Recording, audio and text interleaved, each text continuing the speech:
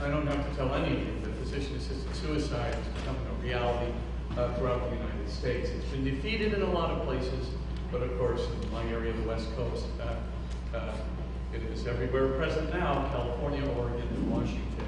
It's in a few other states as well. It's been voted down in a variety of other states, but I think we just have to be on top of it. It'll come to Illinois. It will. The Hemlock Society, now called Compassion Choices, they should have just kept the original name, and it was more authentic to their cause. But the Hemlock Society is very active, they're very relentless, and they're going to keep on going. You've got to beware. They're also tricky. What happened in California was not an initiative. It happened by a fiat of a committee of the state legislature, and it was just, it's really unbelievable what kind of power they have taken into their hands and the rights of people that they really have harmed. Let me just make a few clarifications. By the way, you know, the material that I'm presenting here, it's, you know, you have to get this material from me. Right? It's not going to be on MonjaCenter.com, because that's really a much more faith and science and you know, faith and reason and an apologetics website. So if you want, just write to Spitzer at MonjaCenter.com, and I can give you articles, whatever. If you send me an email, it's so easy. My secretary just send the materials and the articles and the things you need to you, but you're not going to find it on MonjaCenter.com. All right, let's just quickly. Father, we could try to upload this on our website as well. Oh yeah. It may save you a few emails. Oh, in fact, why don't I do this thing? I'm going to send you I've got a little 15-page single-space article. I can just send that to you. If you want to load that on the website, you're welcome to it. We'll try to get everything on our website. Great. Perfect. So let's quickly go to, you know, quick clarifications. Physician-assisted suicide does not have to do with euthanasia in the sense of what used to be called passive euthanasia. It's not turning off machines. It's not turning off ventilators. It's not letting people die with dignity.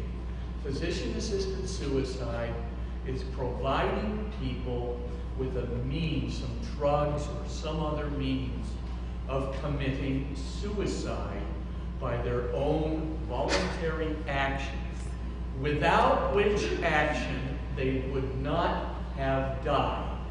So it is not a death with dignity kind of thing where you're talking about taking a person off ventilators. The Catholic Church, the USCCB, you can go on the USCCB website and you can get all the norms, you know, that are published by the bishops for when, you know, it is permissible to know whether something's extraordinary needs or whether it's not extraordinary needs. What's an undue burden, you know, at the time of death when a person's in a comatose or permanent vegetative state? How do you determine what a permanent vegetative state is? Okay, all that stuff is published. It's all out there. The Catholic Church, of course, is for death with dignity. The Catholic Church doesn't burden people with extraordinary means. The Catholic Church is not, the Catholic Church is not trying to impose extraordinary means on anybody. So you can take a look at those norms. This is totally different. When you talk about physician-assisted suicide, several principles come into being. But before we do that, suicide is suicide, whether it's assisted by a physician or not. And this is the particularly problematic character of what we're dealing with. First things first, some studies from Kathleen Foley. First, Kathleen Foley is probably the leading expert on suicide requests and the reversal of suicide requests. She's a physician and researcher. She's published vastly in the Journal of Pain and Symptom Management. And what Foley basically has determined is that over 90% of cases that lead to assisted suicide are reversed when pain and depression are adequately treated. Let me repeat, over 90% of cases of suicide, a request for suicide, are reversed when pain and the depression. Did you have some water or you all set? I'm all set. I don't know. I think I can feel a little bit of that sprinkle from the donut holes.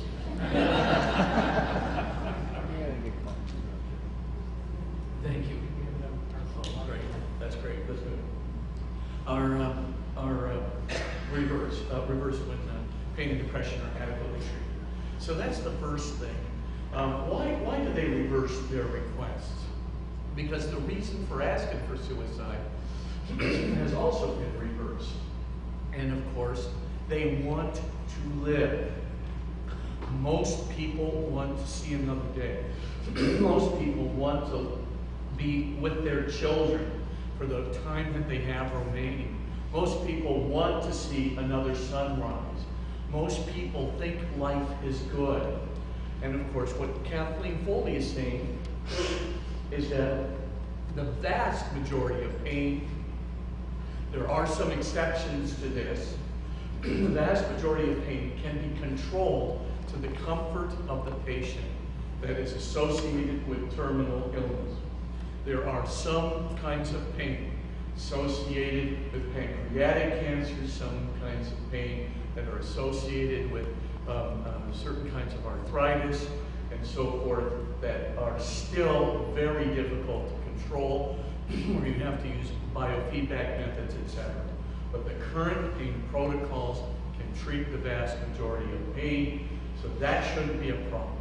Secondly, depression, believe it or not, the vast majority of depression can be treated either with some form of medication, but importantly, says Kathleen Foley, is that the physician wants the patient to live and treats them with love and respect.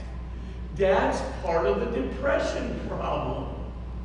If you don't have a physician that treats the person with love and respect, if they don't intimate that the person's life is worth living and they want them to live, then a person could maintain the depression simply because of the impression of the worthless life that's given them by the physician. So what Foley is saying is, look, we don't have a high bar to reach.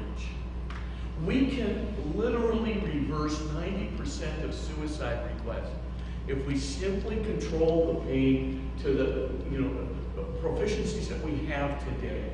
If we can simply control the depression, and if we can just simply offer the patient some love, some respect, and an acknowledgement of the worthwhileness of their life. This is not a high bar, but this can be done. And so, of course, it brings up the whole thing, well, so what? Why should we be stepping in and reversing, suicide requests? Why not just let people commit suicide? I'm going to talk about three major reasons for doing this right now. And they have to do not just with Christian norms. They're just norms of civility in society. This comes right out of, normal ethics, right? That secular ethics comes out of secular political philosophy, etc. So the first thing I just want to talk about is, so what's wrong with assisted suicide? Let's take a hint from the entire disabilities community. The entire disabilities community. Not Catholic, non-Catholic, completely secular, totally humanistic, whatever it is, there is not one significant institute, member, or hospital associated with the disabled that wants assisted suicide. Why are they actively campaigning against it? Because the hidden message in assisted suicide is that if pain and depression can be adequately treated, then what's the only remaining reason for wanting suicide. Low quality of life. It is, and this is the problem in the disabilities community. A low quality of life, we're going to talk about 4 levels of happiness and 4 levels of quality of life in just a moment. But someone who is disabled, I'm someone who's disabled. I'm down to about 4% vision. I'm disabled. Someone who is disabled can say on level 1 and level 2 that they have a low quality of life. But they could have a very high quality of life on level 3 and level 4. What they're able to do for other people, ways in which they're able to serve the community, ways in which they're able to love their family, ways in which they're able to facilitate faith in the people that they know. I mean, disabled people are the best people to talk to when you're in times of suffering. People who really know what they've been through, and they have a great deal of faith. These are people who are convincing, right, about the efficacy of suffering, about the efficacy of forgiveness, about how much love can be done when somebody is truly disabled. However, in level 2 views of quality of life, as we'll see in a moment, the level 2 views of quality of life say, if you have diminishing physical capacities, if you have diminishing mental capacities, if you have diminishing mobility, if you have diminishing opportunities that come from your mobility and capacities, your life is less worth living than it was. And that's why disabled people don't want this. They also are very, very,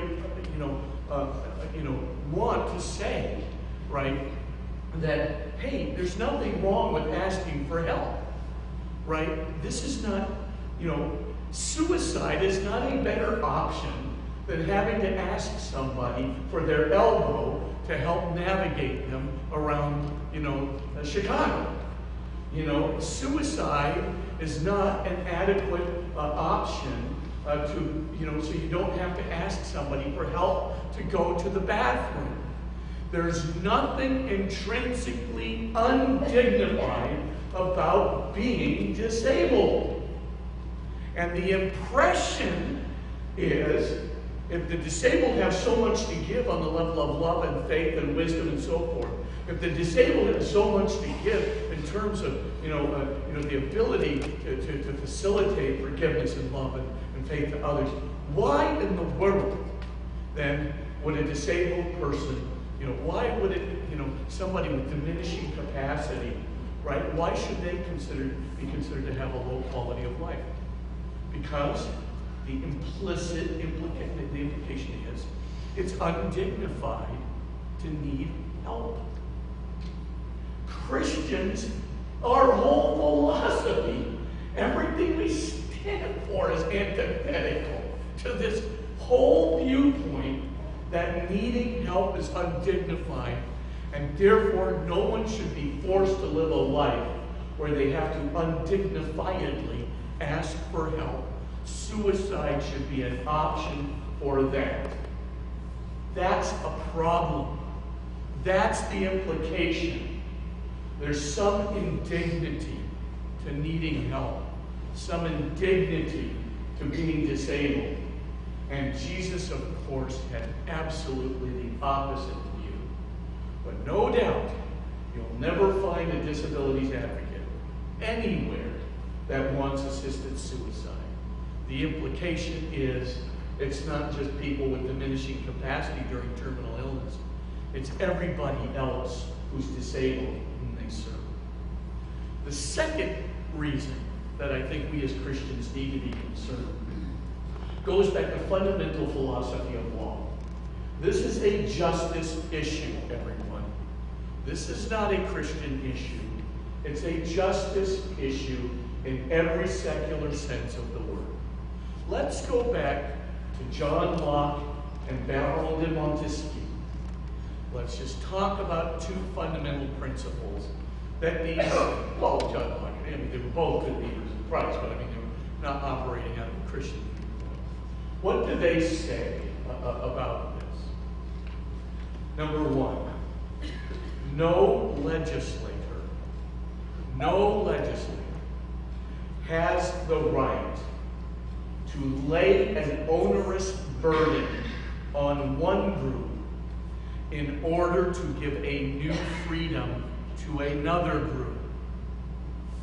No legislator, no jurist, no plebiscite should lay an onerous burden to die on one group in order to provide physician-assisted suicide, a new option, a new freedom, to another group.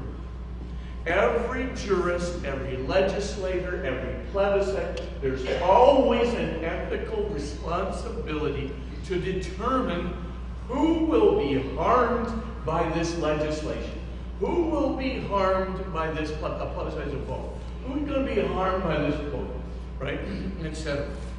So the idea then is we have to make sure we know who all the victims are, who are all the potentially harmed people might be, that were not harmed prior to a new option being given to this new group.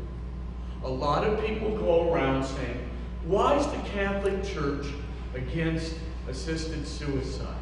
I mean, after all, why doesn't the Catholic Church just stay out of it? If I want suicide pills, I should be able to get suicide pills without being actively resisted by the church. It's their morality, not mine. The answer is no, it's not their morality. It's the morality of completely secular social justice. That's the morality. And it goes all the way back to Montesquieu and Locke, where you have a definitive ethical obligation established. You cannot harm one group with an onerous burden to die, in this case, by giving somebody else a new freedom. You have to decline a new freedom, which entails onerous harm or burden to another. How is that relevant here with the assisted suicide issue? Clearly it's so relevant in abortion, I don't have to tell you, right? Kill the baby to give, the privacy rights of a woman. I mean, holy mackerel. But that's a whole other story. How's it relevant here in assisted suicide? There are about 6 major victims groups that I just want to briefly touch on, who were not harmed before the assisted suicide legislation passed in Oregon, Washington, and California, who are now being harmed. The first group, and again, this is the old, dictum of, perverse unintended consequences. But it's perverse unintended consequences because the legislators in question did not examine the victims that would come out of this. If the Catholic Church doesn't stand up for these victims, whether they're Catholic or non-Catholic, if the Christian Church doesn't stand up for it, who will? Victim number one. People who are pressured by their own relatives and friends to die. This is a very common problem in the state of Washington and Oregon today. First of all, let's just take the case of Kate Cheney.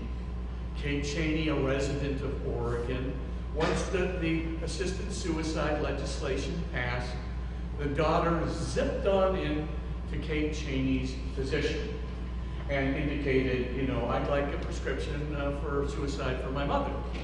And Kate Cheney's physician said, I know your mother very well, and I know she does not want to commit suicide. I will write no such prescription. The daughter, not to be daunted, right? She goes physician shopping, and she goes around until she finally can get to a physician who, number one, will not only write the prescription, but will write the prescription without a psychological exam. The so-called protections, I don't think so. I don't think they're out there. I mean, for all intents and purposes, this guy writes a prescription without a psychological exam, right? The daughter goes back, and Kate Cheney is dead within 2 days. Now, How are you going to prevent that abuse? You cannot. There are going to be doctors who are going to write prescriptions. There are going to be relatives who just don't want their parents around, or their brothers or sisters around, whatever it is, right? There are going to be people who are malintended, and this whole victim group never existed before the legislation. That's the point. An unintended, perverse, onerous burden to die is now laid upon this huge group, this is a big group, in order to give a few people the right to have assisted suicide. That's not good. That's never good. Number two, second victim group, the economically marginalized. What the problem is here is that there are some people out there who can afford what you might call a higher grade insurance policy, and there's some people who are going to have the lower grade insurance policy, or the so-called state insurance policy. In this particular case, we have, for example, the example of Barbara Wagner. And Barbara Wagner is a citizen of the state of Washington, and she had the state insurance policy after the physician-assisted suicide bill passed there. And of course, when she gets a diagnosis of terminal cancer, her insurance company writes to her and says, dear Ms. Wagner, we will not be able to cover any protocols leading to the remediation of your cancer, and will have limited coverage on the pain protocols that you would need should you seek remediation. However, we will cover your assisted suicide. That's under your coverage. At which point, of course, Barbara Wagner, who reports to the Seattle Times, right? I can't believe it. My insurance company just wrote back and said they'll pay for my suicide, but they won't pay for my remediation. Why did I get insurance in the first place? This is not this is the tip of the iceberg, because the problem is you're creating two classes of insurance and two classes of treatment. One class is a group of people who are wealthier, who can afford insurance for remediation and complete pain protocols. And one class is one that will not cover these things, but in point of fact will pressure the person, because of lack of economic resources, to commit suicide. This is a social justice issue. No person, because of economic deprivation, should ever be pressured into committing suicide. This is incredible. If we as Christians don't stand up against this, who's going to do it? It's just going to keep getting worse. Wait till I tell you about Holland. I mean, it's incredible what's going on in terms of involuntary euthanasia there. But that's another story. But that's a second victim group. Notice that victim group didn't exist before the passage of the legislation. The church is not saying to the person who wants the suicide pills, I'm going to disallow you from having the suicide pills. The church's objective is to defend the victims, who the unintended perverse consequences. That's the objective of the church by preventing this legislation from happening. Let's take the third victim group. We know from the studies of Kubler-Ross, Elizabeth Kubler-Ross, death and dying studies, and now confirmed in many different cases with all kinds of nuances added throughout the last 25 years. We know from these cases that people go through various stages of death and dying. Some of them skip some stages, some of them reverse some stages, but essentially one of the parts of the death and dying process is depression. But the point of Kubler-Ross is, with adequate medication, with some counseling, and some physician respect and love, the person will normally reverse the suicide request and come to peace outside of the context of depression. So what we call this kind of depression is reversible depression. By the way, this is very typical in a diagnosis of terminal illness.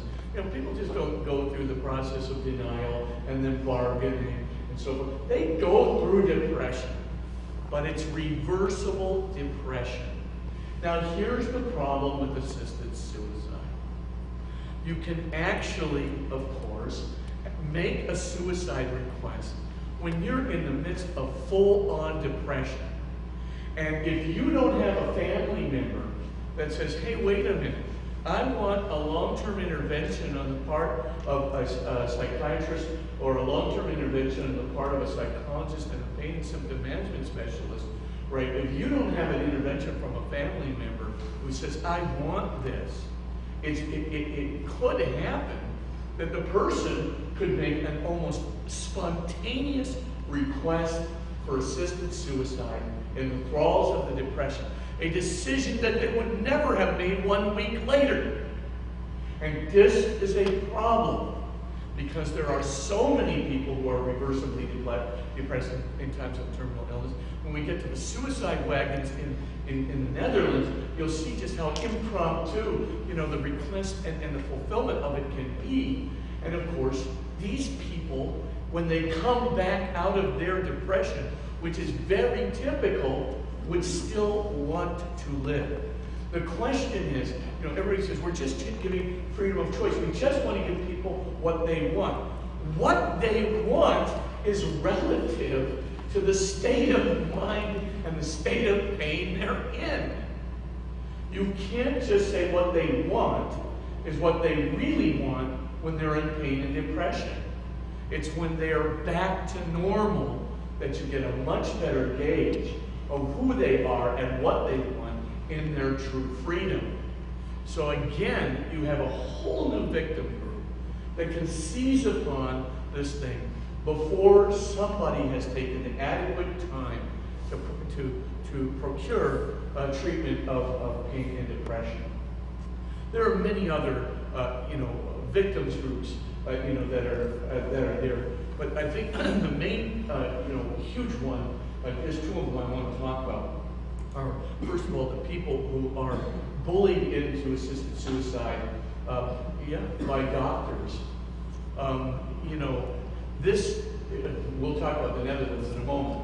But again, the key thing is doctors have a lot to do if somebody doesn't have religious inclinations to the contrary.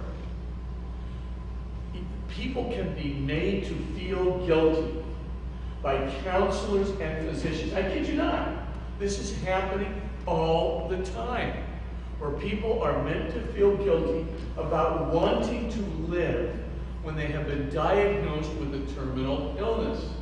They are literally bullied into a suicide request because, of course, there is either the implied or the real statement that your life is short, it's not really worth living, it's an undue burden on your relatives, you really don't want to continue to live under this kind of circumstances, you're taking up medical facilities that should otherwise belong to somebody else. I mean, the pressure that can be put on patients, the bullying that can actually take place to commit suicide if you don't have relatives or friends or strong religious convictions to the contrary, you can be bullied into assisted suicide by simple suggestions again and again and again. And the elderly, I don't have to tell you, are absolutely subject to these kinds of suggestions. Absolutely. They hear it. They know what you're saying. That burden to die, that pressure to die, never existed before assisted suicide. The victims groups are huge. Last thought, I just want to throw this out. The people with low self-esteem. I don't have to tell you that if someone has very, very low self-esteem, they're absolutely sensitized, right, to even the implication that their lives are not worth living. Now, we as Christians, our whole idea is to bring compassion to these people and tell them the truth about themselves. Their life is always worth living. And frankly, it always has been worth living. And they've always been a child of God. And for all intents and purposes, there's nothing undignified about their needing help. There is nothing unethical about requesting help. There is nothing like that in anything to do with even secular ethics, let alone Christian ethics. So for, again, the people who have this kind of low self-esteem, they can be brutalized by pressures. It can be even unintended pressure. So of course, a son or a daughter doesn't mean to imply, that's, a person with low self-esteem, that they have a worthless life, right? So the daughter might come in, or the son or whatever, and say, Mom, the doctor says you have two options. You can take a pain protocol, or you could take aid and dying. Oh, aid and dying, dear? Well, what is that? Well, that's an assisted suicide, Mom. And it's just, you take a little pill and you go to sleep. Well, wait a minute. Are you suggesting that I commit suicide? Remember, we're talking about a person with low self-esteem. The son or the daughter or the good friend presents this as if it is an equal option to living with a pain protocol, living with hospice, or just kind of taking the aid and dying, taking the little pill to make you go to sleep. People aren't stupid. They have, as you know, they absolutely recognize that you're saying that suicide is just as equal an option for you, as far as I'm concerned, as taking the pain protocol and living. And that mere suggestion to a person with low self-esteem can be sufficient to pressure them to do something they would not ordinarily want to do, namely commit suicide. There is always despair at the other end of suicide. Always, always, don't let anyone tell you that there is not despair in a suicide request. That there is not a moment of designating my life as somehow worthless right now, or perhaps even previously worthless. That there is somehow not this terrible recognition in a person that they are not loved sufficiently so that someone would want them to live more than kill themselves. The idea, that someone is not loved like that, to just give them, to say, Mom, I don't want you to commit suicide. I want you to live and be with us. That is a sign of love. The deprivation of that, of course, it's interpreted as unlove. There's despair. There's a whole deprivation of love. There's an entire, malaise, about suicide, even assisted suicide, that is just horrible. It is a culture of darkness. It is a culture of death. It's a culture antithetical to love. It's a culture that preaches the virtue of despair. And it is a culture that will be recognized, as I'll talk about in a few seconds, that will be recognized by our young people.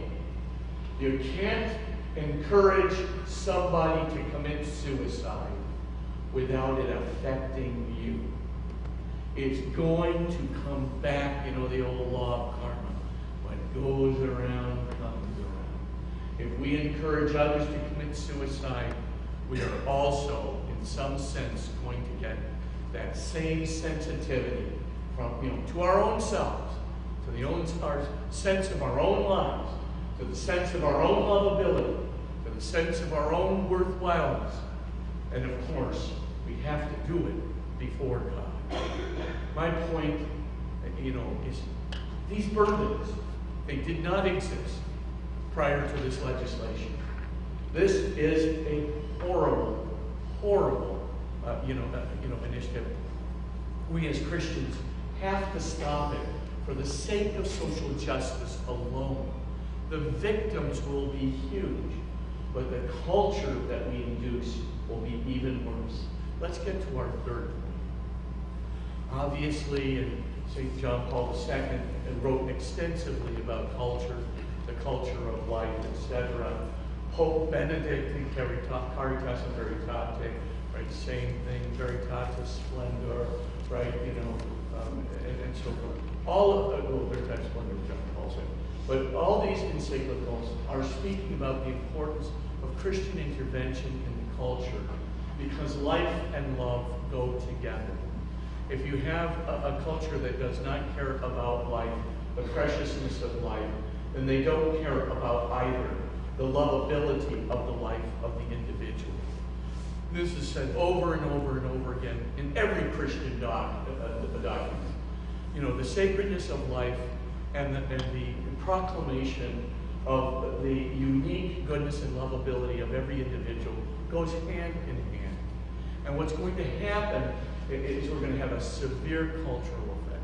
Let me start off with just a quick proclamation about, and this is given by all kinds of anthropologists, but it goes like this. Whatever becomes legal meaning sanctioned morally, whatever becomes legal becomes normative. It becomes socially acceptable. And whatever becomes socially acceptable becomes moral, because everybody's doing it. So there's this kind of, people say, well, legal sanction is just legal sanction. It's not ethics. Excuse me. Here's a ton of anthropological and sociological data that augurs the contrary.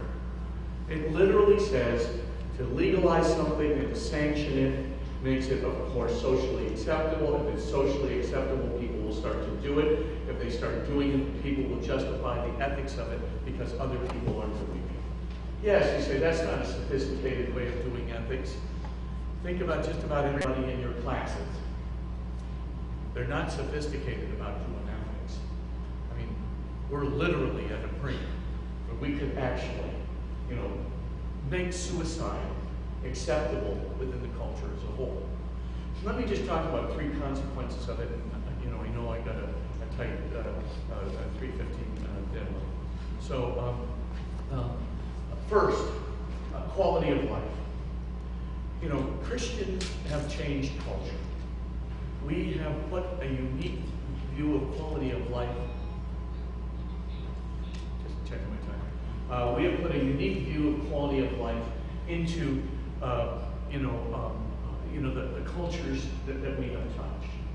There can be simply no doubt that still in the world today, the largest healthcare system is, of course, the Catholic, international healthcare system is the Catholic Church. The largest social welfare system, international welfare system, is the Catholic Church. The largest educational system is the Catholic Church. There's no question about that. And of course, we have touched a lot of lives and touched culture. But one of the things we have touched culture with is our view of quality of life. And this is what's led to an elevated culture rather than a culture of malaise. And let me just go through 4 levels of happiness with you really quickly. I don't have time to go into it in any detail. But by the way, you can get all this stuff on Juscenter.com on the 4 levels of happiness. Just go to the second landing page after Faith and Science. There's another landing page called Happiness and Suffering. How to suffer well as a Christian and so forth. Let's go to happiness level 1. This is the most superficial level of happiness, right? It's very immediately gratifying. It's very superficial, though. That's the problem. But it's no delay in gratification, very intense gratification, and no study or subtlety required, right? It's very, surface apparent. So children can do it as well as adults. Bob Spitzer sees the bowl of linguine, lunges toward the bowl of linguine, wolfs it down and goes yum. It's level 1 happiness. Level 1 happiness comes from an external physical stimulus. It could be food. It could be drink. It could be a Mercedes 500 E-Class with leather upholstery and fine German engineering going around the curve. It could be all kinds of material things like clothing. But it has to come from something outside the self that stimulates our physical well-being. So it's surface apparent. It doesn't do much good beyond myself. It certainly doesn't use my highest talents and quality of work. It certainly doesn't last very long. But boy, is it intense, immediately gratifying, and surface apparent. Number 2, ego comparative happiness. So many of us get out of our level 1 happiness, right? We move into level 2, that's ego comparative. And what do we notice when we get there?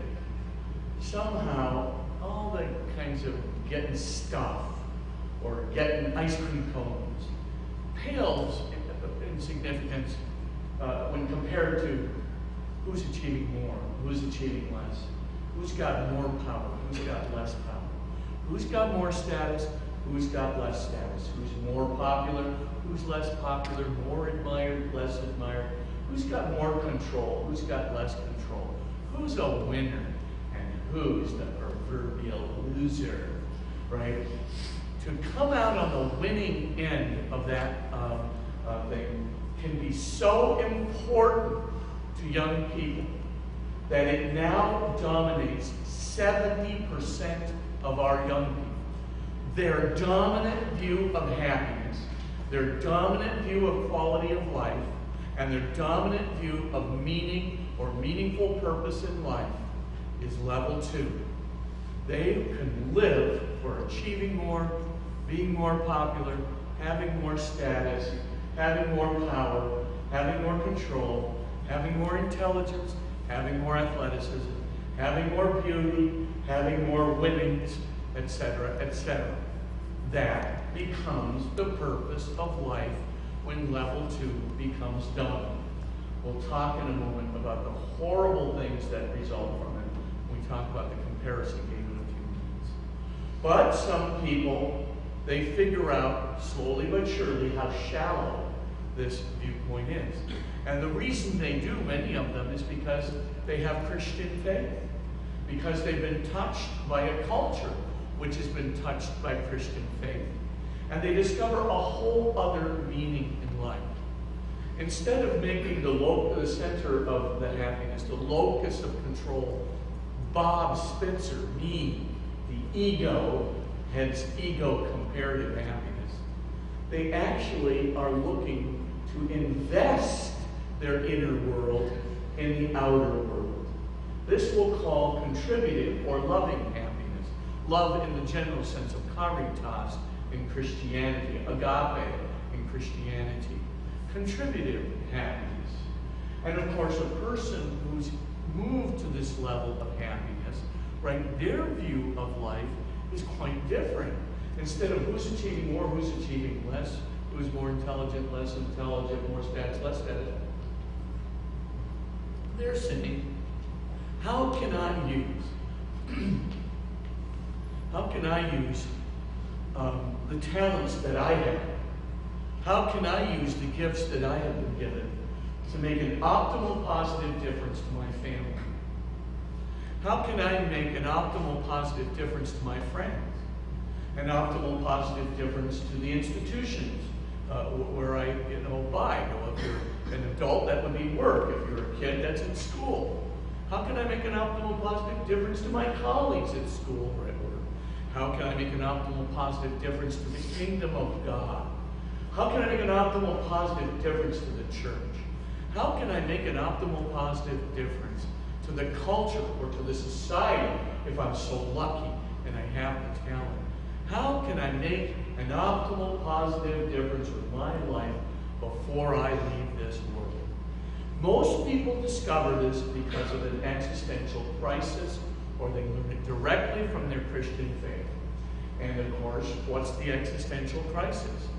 I wake up one day, I've got all the talents in the world, super smart, super energetic, super respected, super status, and I think to myself, what have I ever done for the world? Is the world better off for my having lived?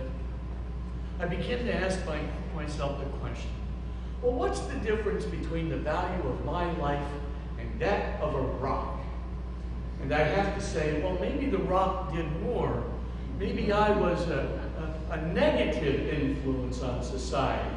Maybe with all my talents, I tore people down, tore society down, tore the church down, tore relationships down by being a contemptuous, egocentric, narcissistic jerk. Maybe I did that. And believe me, been to level 2 before. Been there, done that. Self-proclaimed revert out of, I should say, or a progression out of being a narcissistic, egocentric, relationship-destroying, arrogant jerk. Now, having said all that, you wake up one day and you begin to think that your life has littler value than that of the existence of a rock. You're in incipient despair. You are going to feel what I call cosmic emptiness, alienation, and loneliness. Now, I don't have time to explain this, but you're going to feel that emptiness, let me tell you. You're going to feel a sense of worthlessness, let me tell you. And the sense of self-alienation is unbelievable. But of course, it's part of the thing, right? There's more than that in level 2 if you identify with level 2. There's going to be jealousy. There's going to be fear of failure. There's going to be fear of loss of esteem. There's going to be inferiority. There's going to be superiority. There's going to be self-opinion. There's going to be self-contempt. And of course, if you're a winner, you're going to have ego sensitivities to the max. I mean, I remember in 12th grade, I was giving my first talk. It's a physics talk to a class. And I was talking about spectroscopy because I'd only seen it in writing and I hadn't seen it, I hadn't heard it pronounced spectroscopy. And one of my colleagues came up to me and said, Spitzer, that word spectroscopy, you pronounced it spectroscopy 3 times, and now the entire class thinks you're a consummate idiot. Well, the only thing that mattered to me was level 2. That's all that mattered. I went home and I played that tape 1,000 times. I was so humiliated, so embarrassed, just wanting to pound my head against the wall, and finally had suicidal feelings over the mispronunciation of the word. Absolutely! I'm telling you, this is very typical. Now, what's my point? This is a miserable life. Winner, loser, drawer. You gotta get up to level 3. You gotta get up to the contributive. And if you don't get to the contributive, and you feel that your life is meaningless, your rock has done more, you're sitting there living in this pain of ego sensitivities. You're living in a world of contempt and narcissism where everybody's scared to death of you because of some glance you might have instead of contributing to them in love. If that's really what your life is, get ready for suicidal feelings. My point, though, is that's 70% of our young people. Better watch out. We're encouraging you. Be a winner. Be smarter than the average Joe. That's what life's really all about. Doesn't really matter what you do. Now you want to talk to the choir, but it's a problem. Level 4, I'll just tell it to you. It's transcendent or faith, meaning and identity. I get my happiness by being filled with faith. I'm just going to quickly say, there's a very good study that I cite on the website there by Kenita Dervick and 10 other psychiatrists who published this study for the American Psychiatric Association. What they did was they compared religiously affiliated people with non-religiously affiliated people. Non-religiously affiliated people showed the following symptomatic increases. Number 1, they had a significant increase in depression, significant increase in suicide attempts and in suicide successes, nearly a factor of 3 times higher. A significant increase in malaise, a significant increase in impulsivity and aggressivity, significantly higher rates of substance abuse, familial discord, significantly higher rates of a life, what I'm going to call quality of life, that is so low that the sensitivity, to their self-worth is almost completely diminished. Just from religion. All other causes being eliminated. This is significant. We are, as Mircea Eliade says, homo religiosus. We're religious people, religious beings. We're not just homo symbolicus. We're homo religiosus. And because of that, we can never be happy without it. And the American Psychiatric Association study of 2004 certainly validates that. And now the Austin Institute study and a variety of other things. What's my point? Go back to where there's going to be, just as there's happiness 1, 2, 3, and 4, you guys, there's going to be love 1, 2, 3, and 4. There's going to be freedom 1, 2, 3, and 4. All the 8 categories of cultural discourse. Suffering 1, 2, 3, and 4. Quality of life, moral, 1, 2, 3, and 4. Right? So they're going to have materialistic quality of life, you're going to have ego-comparative quality of life, you're going to have contributive quality of life, and you're going to have transcendent and faithful religious quality of life. One of those is going to be dominant. One of those is going to determine who you are in your identity, your purpose in life, and of course, if it does, it's going to determine how you suffer at the end of your life.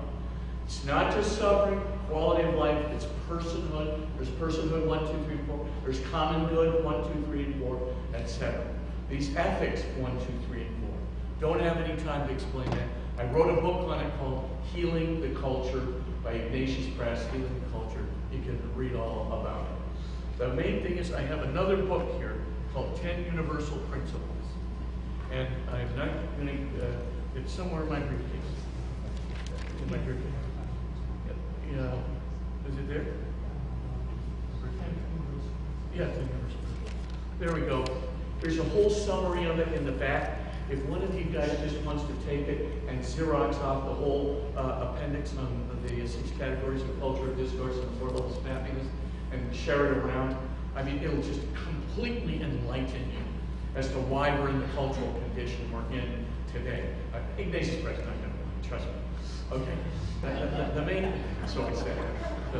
But the main thing, of course, is what's happening with assisted suicide. In a nutshell, we are now cascading in the states that are promoting assisted suicide as we go from legal sanction to social acceptability to moral acceptability. We are pushing quality of life from level 3 and level 4 back down to level 1 and level 2. What's the problem with doing this to people who are in times of terminal illness? In terminal illness, in sickness, you have diminishing level 2 and level 3. Right? Your ego-comparative identity, because you have diminishing ambulatory ability, diminishing, memory, so forth. Level 1, you can have the material stuff. They're going to be diminishing. But level 3 and level 4 go up hugely during terminal illness. Level 3 and level 4, right? Your faith identity and your love identity, right? You know all the good you can do in time of terminal illness? All the forgiveness you can initiate in times of terminal illness? All the reconciliation you can initiate? All the wisdom you can convey? I got stories about my grandpa I could tell you till tomorrow. I don't have time. All of the wisdom you can convey, and then, of course, faith. Your faith life goes shooting through the roof during a time of terminal illness and debilitation. There's nothing like a big hole in your heart filled with vulnerabilities for the Holy Spirit to drive a Mack truckload of grace into and completely transform your faith when you're vulnerable, when you're debilitated, when you're at the doorstep of death. Are you kidding me? This is a great level 4 time. And then you can convey all that faith to the people around you. But what we need is help. Helping people who are going into nursing homes reorient from level 1 and 2 to level 3 and 4. Now's the time when they're going into the nursing home, when they're going into the hospital, when they're going into hospice.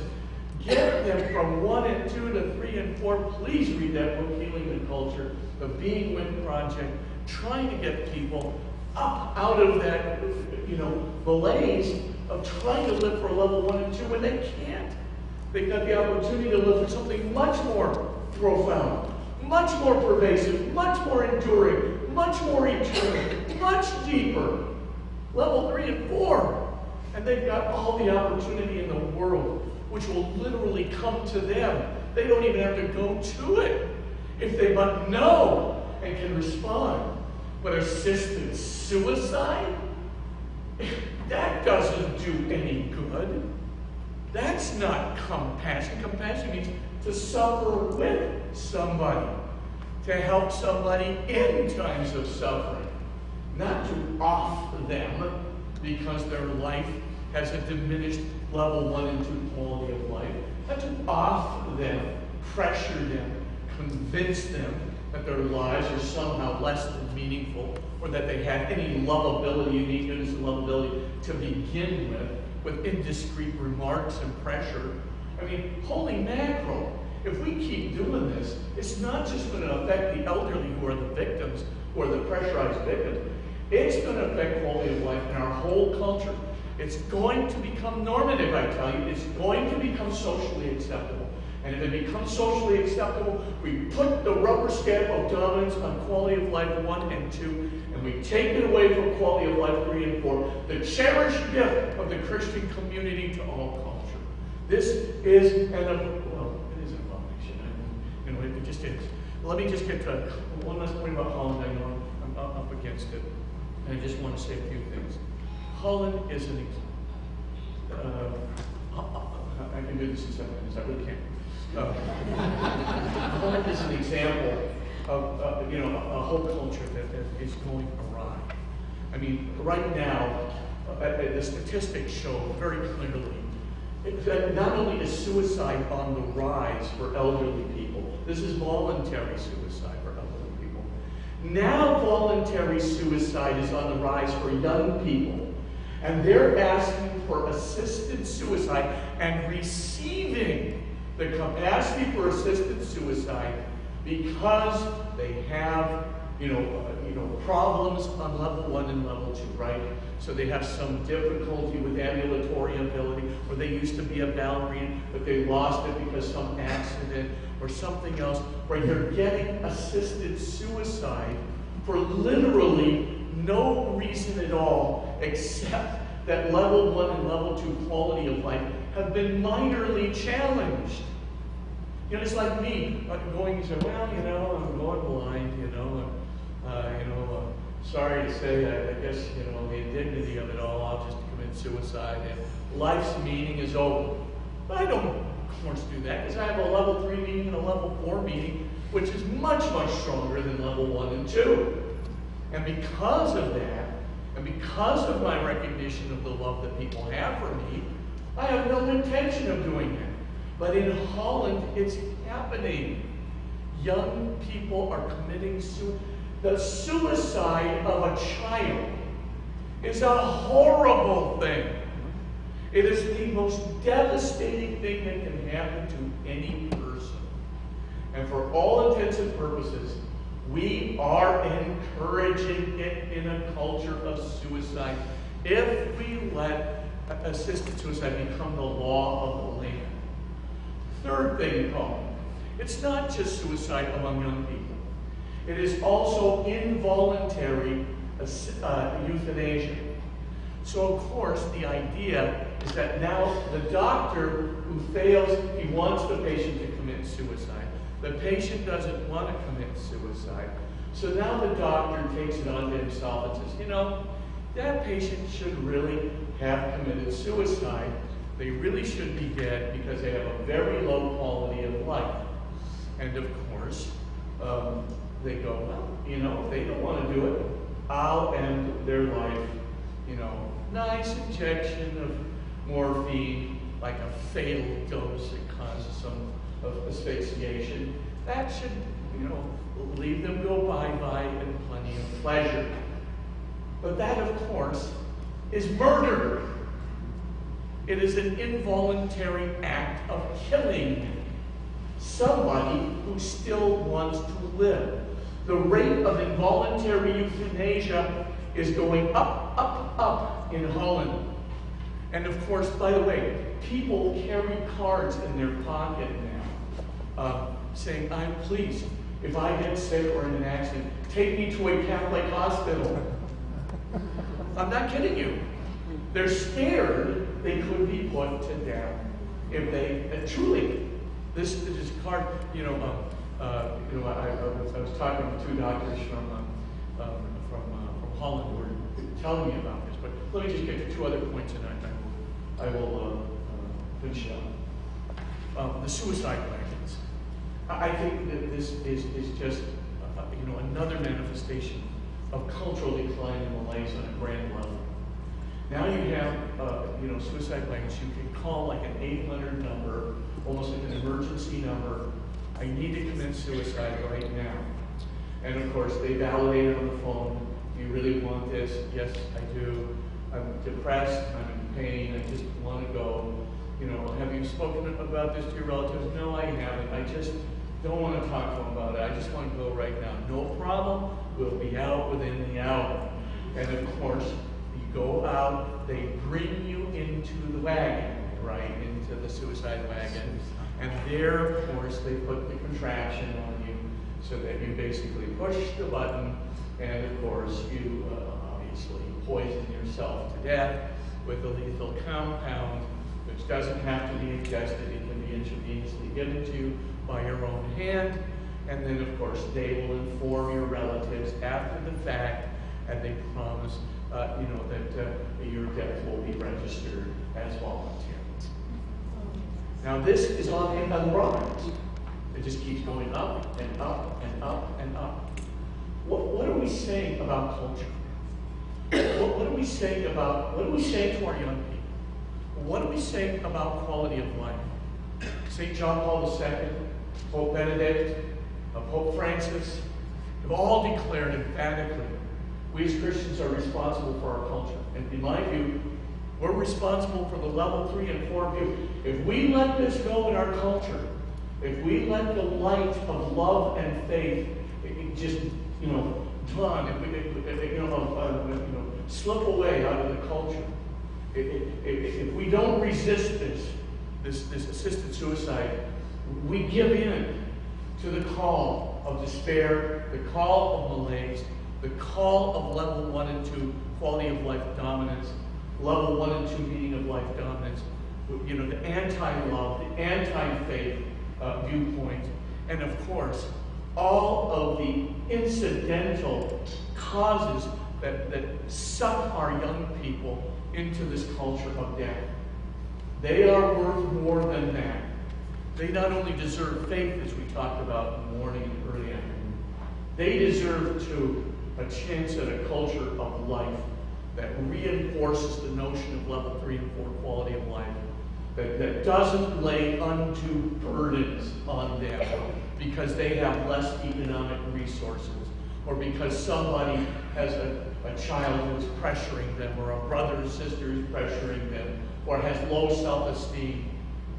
Our culture and the next generation deserves real justice and a real sense of love and a real capacity and opportunity for faith that will tell them who they really are, what their self-worth is in the light of the unconditionally loving God who has left us with no other mission than to bring this truth to the world. Thank you very, very much.